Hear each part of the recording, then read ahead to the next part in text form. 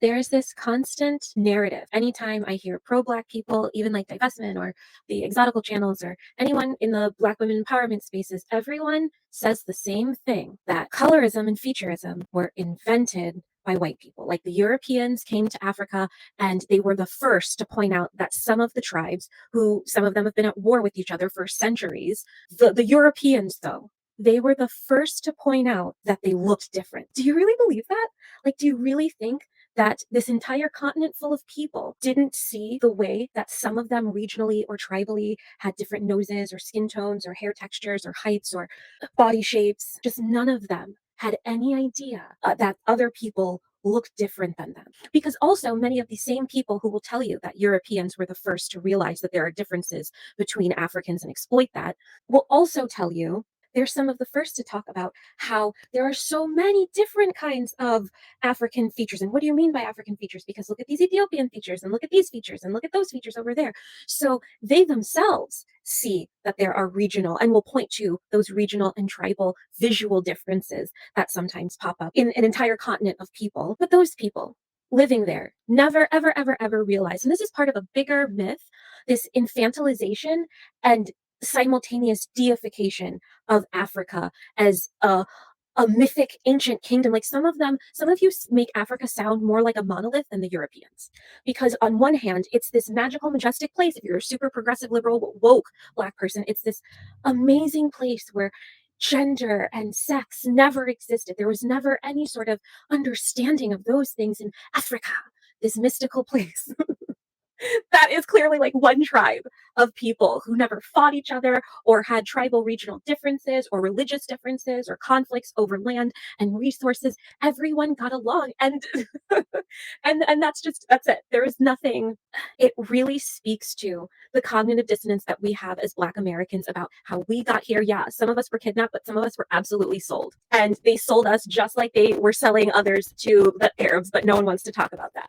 We have to let go of the children's stories we tell ourselves about Blackness, because it is so much more empowering when you actually understand how we got to now. Because if you genuinely care about the community, then you would want to know the truth so that you can plan better in the future.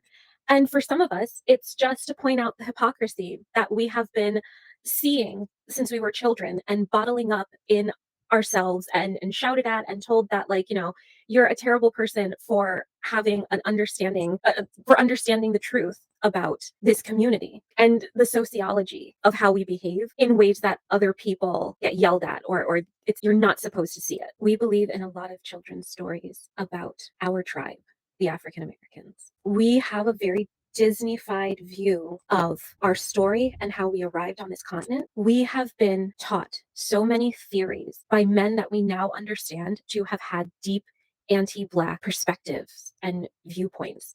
And as a woman of African descent, I implore you to look deeper into the things that you have been taught as truth and fact about the African American community, your place in it, how people expect your participation in it, how people want to control your perception of yourself as a woman. When you say that you are Black before you're a woman, you are saying that you are forsaking your biological reality. In defense, you are forsaking your divine biological reality, divinely given biological reality, for a man-made racialized one. And race is just it's the new kid on the block of human beings in patriarchal societies organizing themselves in relation to and opposition to each other. You are not Black before you're a woman. You're a woman. God made you a woman. The goddess made you a woman. The divine, the universe.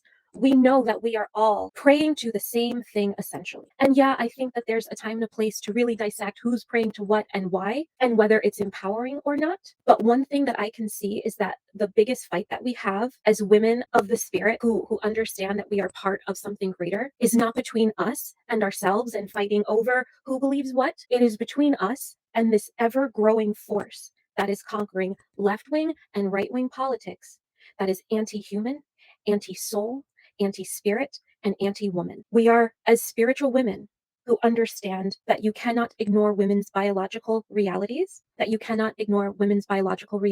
we are looking at transhumanism, the futurism doctrine that you can separate a human being's body from its soul, and in the West specifically, a Christo-fascist patriarchy that is gaining more and more power and will possibly win the upcoming election. Meaning things like Project 2025 or yeah, Project 2025 will likely become the law of the land, dragging us into Gilead. And on the left, we've got Brave New World and The Giver and any sort of um, demolition man.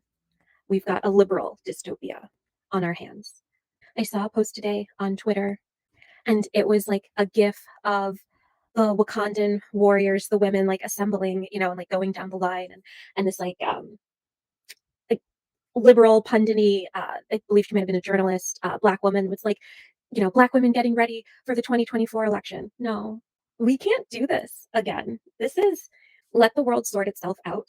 From now until the election, all you should be focusing on as a woman of African descent, your mental health and your money. That's it. That's it. The only ignore the election.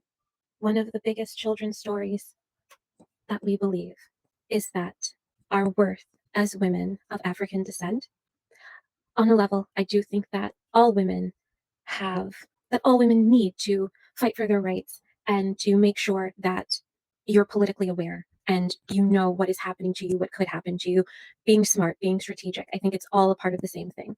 But there is this story that you, as a woman of African descent, owe the world activism to justify your place in it.